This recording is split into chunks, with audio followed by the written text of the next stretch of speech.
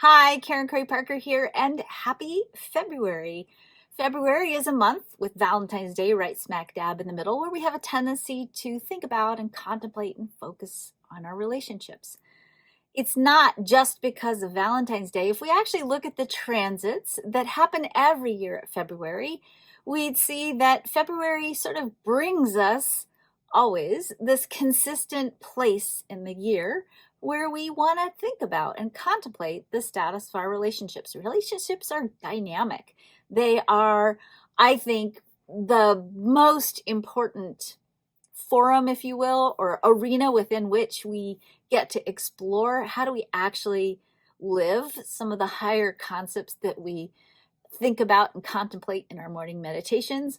It's our relationship and the relationship arena that challenges us oftentimes the most. How easy is it to sit and meditate and contemplate the expansive nature of love and then go upstairs and have to duke it out with your children or your spouse?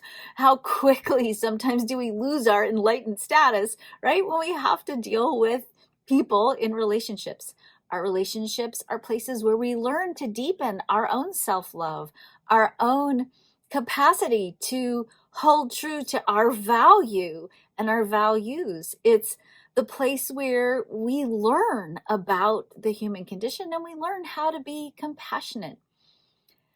Over the years, over the 23 years that I've been teaching human design, I've had so many people come to me and ask me if I wanted to build a human design dating app. No. And B, they ask me, what type of person, what human design type should I date? I don't like these questions for a really kind of the same reason. Human design, and we have a tendency to do this, because I think it's our nature to want to do this. It's very easy to look at human design and think, oh, here's a system that allows us to classify people. And of course, when we get our own classification, our own human design type label, if you will, sometimes it's very easy for us to embrace that as, oh, this is what I am. I don't believe that human design teaches you what you are. I think that human design teaches you how you operate. It gives you a deep insights for how you interface with the quantum field, God, source, whatever you want to call it, and how you integrate that relationship with source into your third dimensional material reality.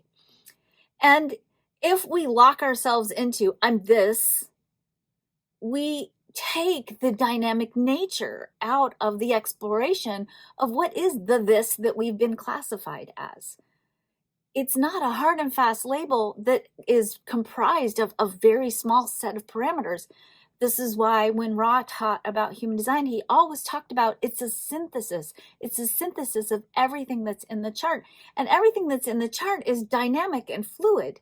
You've got definition, but that definition, stuff that's fixed in your chart, is designed as part of your soul curriculum, and it's designed for you to learn across the spectrum of potential. The ideas in the chart are archetypes.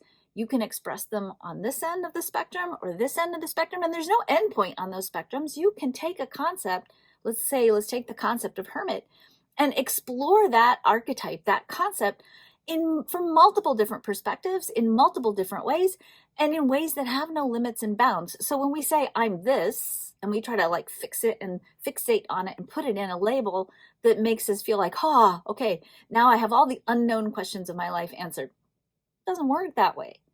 Life is dynamic, and you better be dynamic, because if you're not being dynamic, you're not growing. And if you're not growing, well, just don't plug into an EKG anywhere, okay? So you're going to be growing. It's going to be dynamic.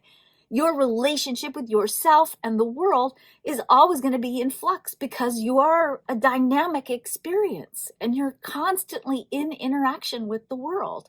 You're constantly in interaction with life's intelligence rolling through you, and your quantum human design, your human design type, and all that other information in your chart is telling you how you interface and how to interpret what you're experiencing. And if we start to say, I'm this and I should date this, or I'm this and I should be in relationship with this, or I'm this and I have, what kinds of things should I look like in the soulmate partnership, you're missing the point. The point isn't to try to pre-script and engineer your life. The point is to let go and let life roll through you and get better and better and better at interpreting how life is rolling through you.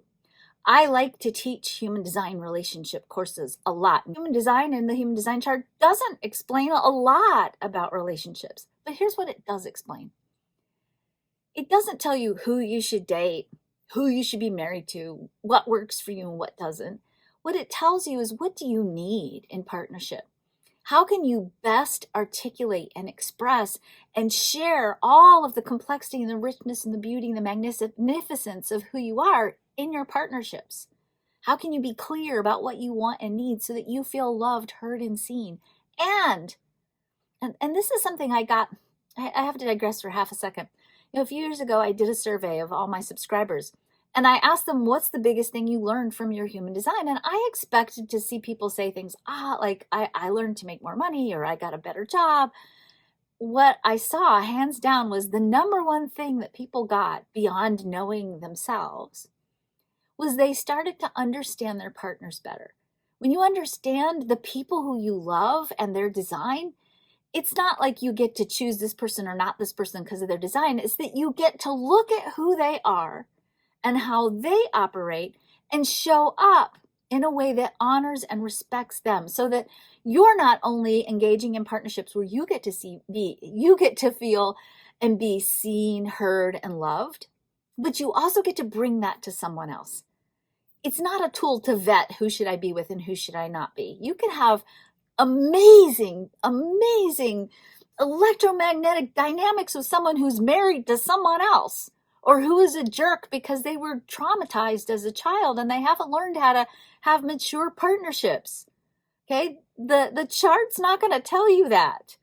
You need to know how to use the chart as a tool to better honor, love, and respect the people you're in partnership with, which is why I like to teach about relationships, because it's not about this person and not this person because of their design. That's actually kind of creepy to me. I don't want us to be judging people like that. But it is a tool to say, who is this person that I love? How can I better see that person? How can I look at those days when that person's being kind of not so great? How can I look at the chart and explore what might be going on with this person that's causing them to be kind of provocative this morning? And how can I look at that and go, that's their design. That's not personal. It's not something I should even pick a fight about, because that's just where we're at today and it's okay. And I don't have to bring that into my relationship arena this morning. These are the gifts that you get from understanding not only your own chart, your own human design, and the dynamic nature in which you engage with the world. These are the gifts that you bring to your partners when you understand them and you can see them for who they really are and how they operate. You can help them also get their needs met, help them feel loved, heard, and seen. Check out our Transform Your Relationship program. I look forward to helping you and supporting you and giving you the tools that you need to help you be a better partner, a better lover, a better parent, a better friend, a better compassionate divine sibling to all of the people who live on this planet with us. So see you there. Bye.